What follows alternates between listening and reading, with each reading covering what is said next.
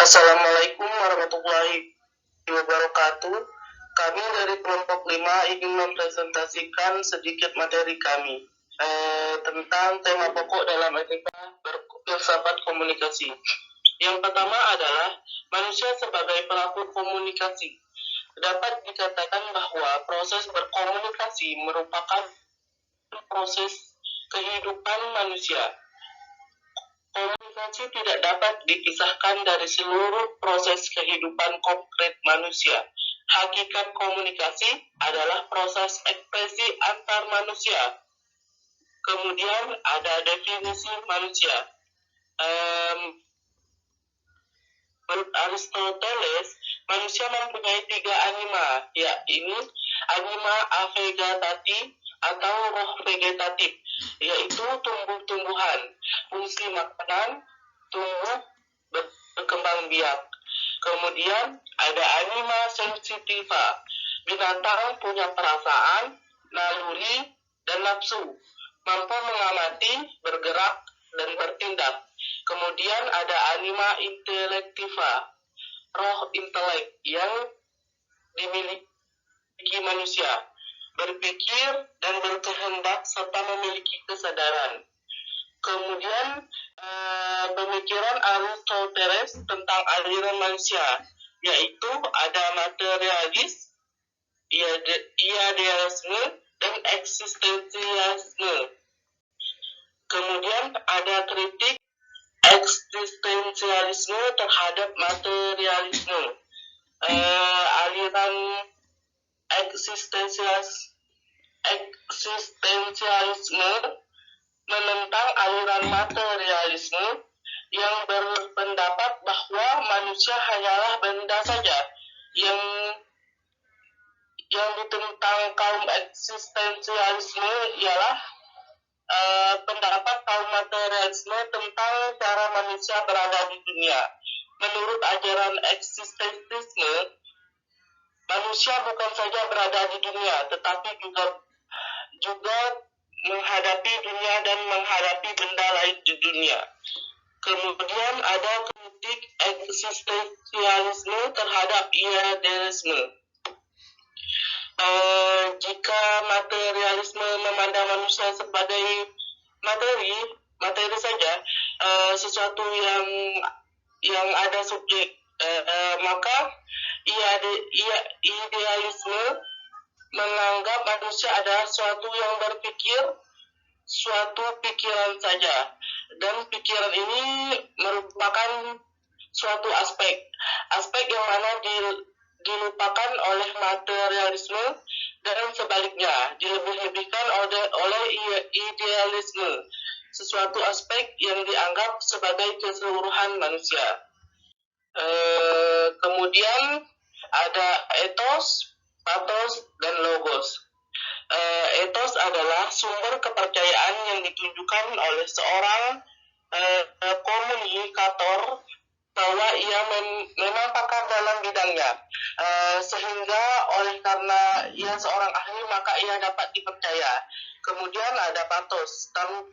Pathos adalah tampilan emosi komunikator harus pas memunculkan semangat dan gairah komunikasi. Kemudian yang terakhir ada logos, yaitu argumentasi komunikasi harus masuk akal. Udah loh.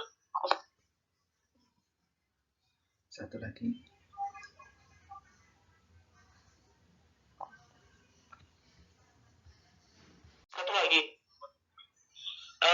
Kemudian ada komunikator humanistis. Menurut Profesor Onong Uhiana Effendi, pada bukunya yang diterbitkan di tahun 2003, halaman 357, komunikator humanistik adalah diri seorang yang unik dan otonom, dengan proses mental mencari informasi secara aktif, yang sadar akan dirinya dan keterlibatannya dengan masyarakat, memiliki kebebasan memiliki kebebasan memilih dan bertanggung jawab terhadap perilaku yang diakibatkannya. Baik teman-teman, selanjutnya saya akan melanjutkan presentasi dari Nakoda mengenai teknologi komunikasi. Perkembangan teknologi komunikasi lebih merupakan deret ukur yang memperlihatkan lompatan-lompatan dengan dimulai dari 1, 2, lalu melompat menjadi 4, lalu melompat lagi menjadi 16, dan seterusnya. Maka tidak heran bila pada akhir-akhir ini berbagai perkembangan yang terjadi memang cukup menakjubkan, khususnya dalam bidang teknologi, terutama dalam hal informasi dan komunikasi. Dari yang awalnya single platform, sekarang menjadi multi-platform. Selanjutnya, pengaruh perkembangan teknologi menurut Marcel pakar komunikasi dari Kanada. Global Village, yakni teknologi komunikasi menciptakan manfaat positif dengan mengatasi hambatan jarak dan waktu, sehingga seolah-olah dunia hanyalah sebuah desa.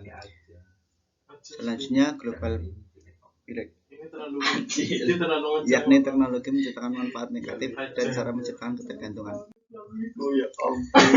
Selanjutnya, aspek teknologi. Pertama, technical aspek, terus cultural aspek, dan organizational aspek. Selanjutnya, teknologi komunikasi dan masyarakat informasi. Yaitu masyarakat informasi adalah suatu masyarakat di mana produksi, distribusi, dan konsumsi informasi menjadi aktivitas yang utama. Ada sejumlah faktor yang mendukung terjadi masyarakat informasi, antara lain 1. Konvergensi teknologi, perkembangan internet, digitalisasi, konvergensi media, dan merger industri. Ekses pengaruh negatif dari perkembangan teknologi antara lain 1. Perubahan gaya hidup, yakni perubahan apa yang dibutuhkan menjadi apa yang diinginkan, begitu pula dengan sebaliknya. 2. Tantangan karir harus menguasai teknologi dan up to date. 3. Perubahan regulasi. Selanjutnya, berbagai paradigma dalam teknologi komunikasi. Pertama, determinasi. Kedua, fenomenologi teknologi. 3. Otoritarianisme. Keempat, liberalisme. Dan kelima, tanggung jawab sosial.